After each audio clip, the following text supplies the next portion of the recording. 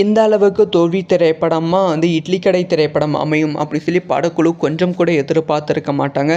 ரசிகர்களும் கொஞ்சம் கூட எதிர்பார்த்துருக்க மாட்டாங்க. அந்த அளவுக்கு மோசமான வசூலை இட்லி கடை திரைப்படம் பண்ணியிருக்கு. ஸோ இது வரைக்கும் இட்லி கடை திரைப்படம் உலக அளவில் எவ்வளவு கோடி ரூபாய் வசூல் செஞ்சுருக்கு, படத்தோட பட்ஜெட் என்ன, பட்ஜெட்டுக்கு ஏற்ற அமௌண்ட் ப்ராஃபிட் வந்து வந்துருச்சா, டிஸ்ட்ரிபியூட்டர்ஸுக்கு லாபம் வந்து கிடைச்சிருச்சா அப்படிங்கிற டீட்டெயிலான விஷயத்தை தான் வந்து ரொம்ப டீட்டெயிலாக பேச போகிறோம்.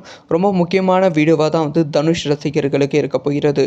தனுஷ் அவர்களோட இட்லி கடை. ஸோ தனுஷ் அவர்களோட வாழ்க்கையில் ரொம்ப ரொம்ப ரொம்ப முக்கியமான திரைப்படம். தனுஷ் அவர்கள் இதை ஒவ்வொரு விஷயம் பார்த்து பண்ணாங்க. ஏன்னா வந்து தானே இயக்கி நடிக்கிற திரைப்படம். இதுக்கு முன்பும் வந்து ராயன் திரைப்படத்தை தானே இயக்கி நடித்திருந்தாங்க. ஆனால் தன்னோட எலமெண்ட்ஸ், அதாவது தன்னோட மாசான எலமெண்ட்ஸை வச்சு யூஸ் பண்ணி வந்து ராயன் திரைப்படம் மாபெரும் வெற்றி திரைப்படம் அமைந்து விட்டது. தன்னோட கம்ஃபர்டபுளான ஜூனில் வந்து வின் பண்ணிட்டார் தனுஷ் அவர்கள். ஆனால் அதுக்கு அடுத்து அவர் எடுத்த ஒரு பெரிய ரிஸ்க் தான் வந்து இட்லி கடை. இது வந்து அவருக்கே தெரியும் இது ஒரு பெரிய ரிஸ்க்னு. இந்த ஒரு திரைப்படத்தை மாபெரும் வெற்றி திரைப்படமாக அமைக்கணும் அப்படிங்கிற விஷயத்தில் ரொம்ப தெளிவாக வந்து இருந்தாங்க. ஒவ்வொரு விஷயம் பார்த்து பண்ணாங்க.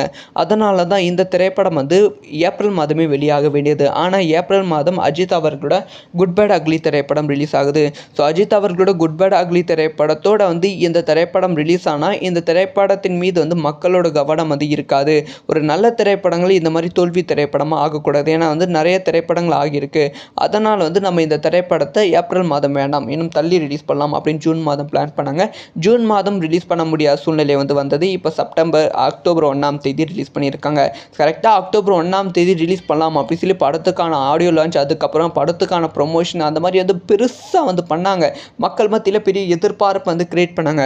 ஆனால் இந்த கரூர் சம்பவம் வந்து நடந்து விட்டது. இந்த கரூர் சம்பவம் நடந்ததால் வந்து இட்லி கடை அப்படிங்கிற ஒரு திரைப்படம் வந்து ரிலீஸ் ஆகுதுன்னே வந்து பல பேத்துக்கு வந்து தெரியாமல் போய்விட்டது.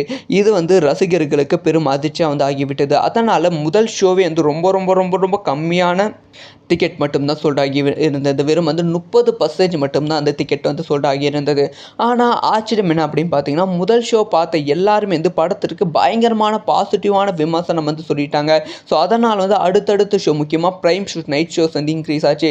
அடுத்த நாள் வந்து படத்தோட வசூல் வந்து இன்க்ரீஸ் ஆகிட்டே இருந்துச்சு. ஆனால் 2ஆம் தேதி வந்து காந்தாரா திரைப்படம் ரிலீஸ் ஆகிவிட்டது. காந்தாரா திரைப்படத்துக்கு வேற லெவலில் எதிர்பார்ப்பு இருந்துச்சு. அந்த எதிர்பார்ப்பு ட்ரிபிள் மடங்கு வந்து காந்தாரா திரைப்படம் பூர்த்தி செய்தது அப்படின்னு சொல்ல வேண்டும். தமிழக மக்களும் வந்து காந்தாரா திரைப்படத்தை பயங்கரமாக வந்து கொண்டாட ஆரம்பித்து விட்டார்கள். இதனால் இட்லி கடையை மூட வேண்டிய சுச்சுவேஷன் வந்து ஆகிவிட்டது. இட்லி கடை வந்து பயங்கரமான ஃப்ளாப்பான திரைப்படமாக அமைந்து விட்டது. இது வரைக்கும் தனுஷ் அவர்களோட இட்லி கடை திரைப்படம் எவ்வளவு கோடி வசூல் செஞ்சிருக்கு அப்படின்னு பார்த்தீங்கன்னா, தமிழக அளவில் வந்து இந்த திரைப்படம் 60 கோடியும், சரி இந்திய அளவில் உலக அளவில் வந்து இந்த திரைப்படம் கிட்டத்தட்ட வந்து 93 கோடி ரூபாய் வரைக்கும் வந்து வசூல் செஞ்சிருக்கும் அப்படிங்கிற ரிப்போர்ட் வந்து கிடைச்சிருக்கு. படத்தோட பட்ஜெட் என்ன அப்படின்னு பார்த்தீங்கன்னா 120 கோடி ரூபாய் இருக்கும் அப்படின்னு சொல்லப்படுகிறது. ப்ரமோஷனோட சேர்த்தியே கிட்டத்தட்ட 30 கோடி ரூபாய் படக்குழுவுக்கு லாஸ் அப்படின்னு சொல்லப்படுகிறது. அதைத் தொடர்ந்து டிஸ்ட்ரிபியூட்டர்ஸ் இந்த திரைப்படத்தை வந்து பெரிய தொகை கொடுத்து டிஸ்ட்ரிபியூட்டர்ஸ் வந்து வாங்கலை.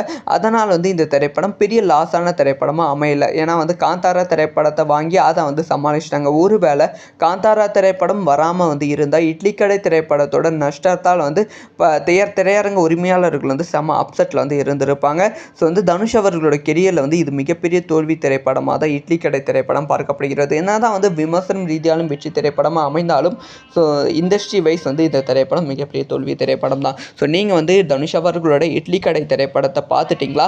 உங்களுக்கு வந்து படம் வந்து எப்படி இருக்குது அப்படிங்கிற விஷயத்த மறக்காமல் கமெண்ட்டில் லீவ் பண்ணுங்கள். ஸோ இந்த மாதிரி வந்து எல்லா நியூஸும் தெரிஞ்சுக்கணும். இந்த அளவுக்கு தோல்வி திரைப்படமாக வந்து இட்லி கடை திரைப்படம் அமையும் அப்படி சொல்லி படக்குழு கொஞ்சம் கூட எதிர்பார்த்துருக்க மாட்டாங்க. ரசிகர்களும் கொஞ்சம் கூட எதிர்பார்த்துருக்க மாட்டாங்க. அந்த அளவுக்கு மோசமான வசூலை இட்லி கடை திரைப்படம் பண்ணியிருக்கு. ஸோ இது வரைக்கும் இட்லி கடை திரைப்படம் உலக அளவில் எவ்வளவு கோடி ரூபாய் வசூல் செஞ்சுருக்கு, படத்தோட பட்ஜெட் என்ன, பட்ஜெட்டுக்கு ஏற்ற அமௌண்ட் ப்ராஃபிட் வந்து வந்துருச்சா, டிஸ்ட்ரிபியூட்டர்ஸுக்கு லாபம் வந்து கிடைச்சிருச்சா அப்படிங்கிற டீட்டெயிலான விஷயத்தை தான் வந்து ரொம்ப டீட்டெயிலாக பேச போகிறோம். ரொம்ப முக்கியமான வீடியோவாக தான் வந்து தனுஷ் ரசிகர்களுக்கு இருக்க போகிறது. தனுஷ் அவர்களோட இட்லி கடை. ஸோ தனுஷ் அவர்களோட வாழ்க்கையில் ரொம்ப ரொம்ப ரொம்ப முக்கியமான திரைப்படம். தனுஷ் அவர்கள் இதை ஒவ்வொரு விஷயம் பார்த்து பண்ணாங்க. ஏன்னா வந்து தானே இயக்கி நடிக்கிற திரைப்படம். இதுக்கு முன்பும் வந்து ராயன் திரைப்படத்தை தானே இயக்கி நடித்திருந்தாங்க. ஆனால் தன்னோட எலமெண்ட்ஸ், அதாவது தன்னோட மாசான எலமெண்ட்ஸை வச்சு யூஸ் பண்ணி வந்து ராயன் திரைப்படம் மாபெரும் வெற்றி திரைப்படமாக அமைந்து விட்டது. தன்னோட கம்ஃபர்டபுளான ஜூனில் வந்து வின் பண்ணிட்டார் தனுஷ் அவர்கள். ஆனால் அதுக்கு அடுத்து அவர் எடுத்த ஒரு பெரிய ரிஸ்க் தான் வந்து இட்லி கடை. இது வந்து அவருக்கே தெரியும் இது ஒரு பெரிய ரிஸ்க்குன்னு. இந்த ஒரு திரைப்படத்தை மாபெரும் வெற்றி திரைப்படமாக அமைக்கணும் அப்படிங்கிற விஷயத்தில் ரொம்ப தெளிவாக வந்து இருந்தாங்க. ஒவ்வொரு விஷயமும் பார்த்து பண்ணாங்க. அதனால தான் இந்த திரைப்படம் வந்து ஏப்ரல் மாதமே வெளியாக வேண்டியது. ஆனால் ஏப்ரல் மாதம் அஜித் அவர்களோட குட் பேட் அக்லி திரைப்படம் ரிலீஸ் ஆகுது. ஸோ அஜித் அவர்களோட குட் பேட் அக்லி திரைப்படத்தோட வந்து இந்த திரைப்படம் ரிலீஸ் ஆனால் இந்த திரைப்படத்தின் மீது வந்து மக்களோட கவனம் வந்து இருக்காது. ஒரு நல்ல திரைப்படங்கள் இந்த மாதிரி தோல்வி திரைப்படமாக ஆகக்கூடாது. ஏன்னா வந்து நிறைய திரைப்படங்கள் ஆகியிருக்கு. அதனால் வந்து நம்ம இந்த திரைப்படத்தை ஏப்ரல் மாதம் வேண்டாம், இன்னும் தள்ளி ரிலீஸ் பண்ணலாம் அப்படின்னு ஜூன் மாதம் பிளான் பண்ணாங்க. ஜூன் மாதம் ரிலீஸ் பண்ண முடியாத சூழ்நிலை வந்து வந்தது. இப்போ அக்டோபர் 1ஆம் தேதி ரிலீஸ் பண்ணியிருக்காங்க. கரெக்டாக அக்டோபர் 1ஆம் தேதி ரிலீஸ் பண்ணலாம் அப்படி சொல்லி படத்துக்கான ஆடியோ லான்ச், அதுக்கப்புறம் படத்துக்கான ப்ரொமோஷன் அந்த மாதிரி வந்து பெருசாக வந்து பண்ணாங்க. மக்கள் மத்தியில் பெரிய எதிர்பார்ப்பு வந்து கிரியேட் பண்ணாங்க. ஆனால் இந்த கரூர் சம்பவம் வந்து நடந்து விட்டது. இந்த கரூர் சம்பவம் நடந்ததால் வந்து இட்லி கடை அப்படிங்கிற ஒரு திரைப்படம் வந்து ரிலீஸ் ஆகுதுன்னே வந்து பல பேத்துக்கு வந்து தெரியாமல் போய்விட்டது. இது வந்து ரசிகர்களுக்கு பெரும் அதிர்ச்சியாக வந்து ஆகிவிட்டது. அதனால் முதல் ஷோவே வந்து ரொம்ப ரொம்ப ரொம்ப ரொம்ப கம்மியான டிக்கெட் மட்டும்தான் சோல்ட் ஆகி இருந்தது. வெறும் வந்து 30% மட்டும்தான் அந்த டிக்கெட் வந்து சோல்ட் ஆகி இருந்தது.